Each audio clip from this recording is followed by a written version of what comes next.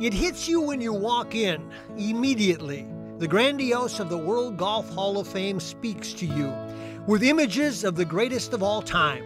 I want people, when they walk through the doors, to feel a sense of awe. And I think when you come into the Gallery of Giants, that's exactly what you feel.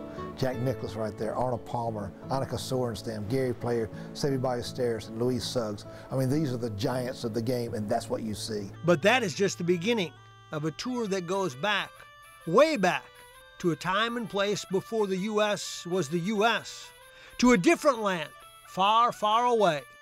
You talk about the history of golf. It didn't start in the U.S., it didn't start at Augusta, like a lot of us think. No. What's our first known record of a round of golf played or of the game played? Well, the first written record is 1457. Wow. And that's when James II of Scotland banned the playing of golf because he was at war with England. His soldiers were spending more time on the golf course than they were practicing their arms. Much of it centers on wartime, and when there was peace, there was golf, at least for a newlywed leader known as James IV. But in 1502, James IV married the English king's daughter, Margaret. Peace broke out. First thing he does in 1503, orders a set of golf clubs. Now, did he order a set of clubs because peace broke out, or because he realized shortly into his marriage that he needed a place to go? I can't speculate on that.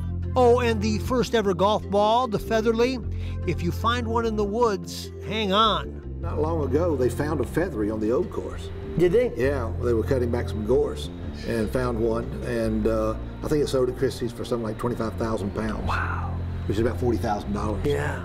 So many stories to tell, and it's not just about the golfers that make the game great. It's about the people that found their way to the game in different ways, including a wing for a famous comedian. A lot of us think about Bob Hope, the comedian. You forget his impact on golf. He had quite an impact on golf. Absolutely. He, not only a collector, but he was a closet golfer, as it were. He played in the British Amateur, didn't play very well, but he did play. He hosted the Bob Hope Desert Classic, which is now the Humana. Yep. And he also hosted a PGA Tour event over in the UK. Hope's affinity to the sport is just part of it. His estate donated some of his best material as well, a larger-than-life figure. We celebrate his life in our exhibit called Shanks for the Memories, Yep. which he wrote in 1939 on board the Queen Mary coming over when the outbreak of World War II. So we celebrate his vaudeville, his time in England. We celebrate his movies, his time in Hollywood. But we also have a section right over here where we celebrate his access to playing golf with all the presidents since Eisenhower. You've heard the term moonshot? Well, the club used to take a divot near a crater is here too. Alan Shepard proved you can hit a 6-iron a long way. So they took a soil sample implement, took the head off, put a 6-iron, a Wilson 6-iron, and that's the first known 900-yard 6-iron shot. And people see you can't hit a 6-iron. You just got to find the right course. Exactly right. Exactly right. Make no mistake, it's about the players that provided the thrills. Each one with a different story to tell. That's part of why they come, to feel and touch and get close to greatness.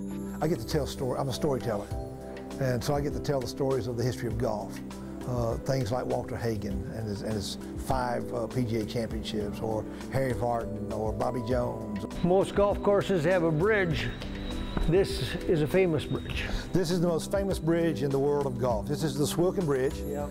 It crosses the Swilcan Burn on the old course in St. Andrews, Scotland.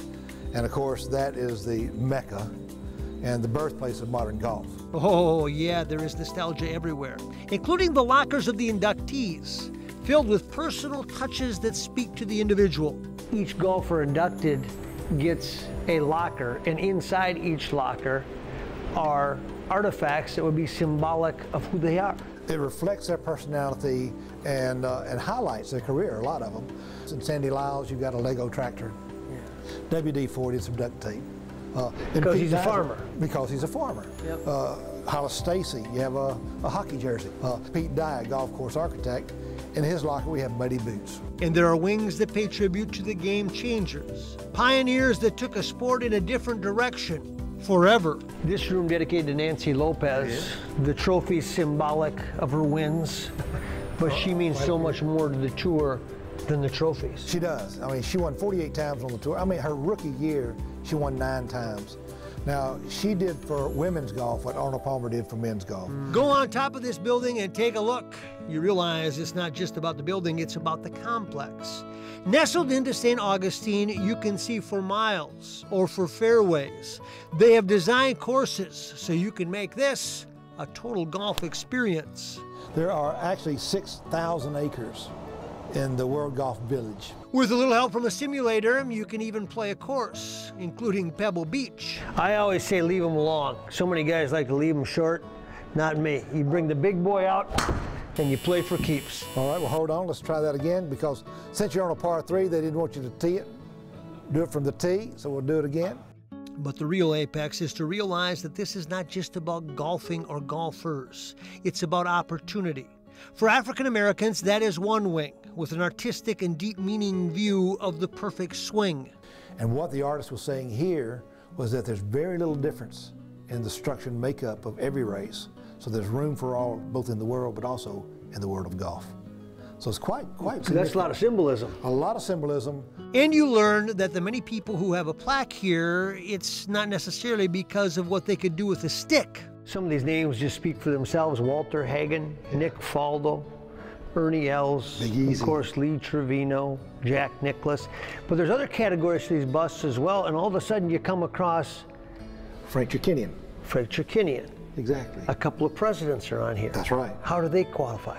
Their impact and contributions to the game of golf. So you've got broadcasters, you've got golf course architects, you've got writers, Herbert Warren Wind, George H.W. Bush. George Bush, of course, his grandfather, the Walker Cup. For Dr. Parker, it makes for the perfect job for a man who loves the game, the history, and the story, because it all comes together in one area of golf heaven.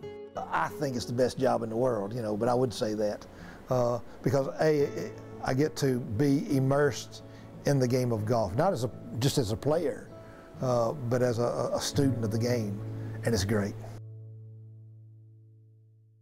Life to the Max is brought to you by Life Touch, photography for a lifetime.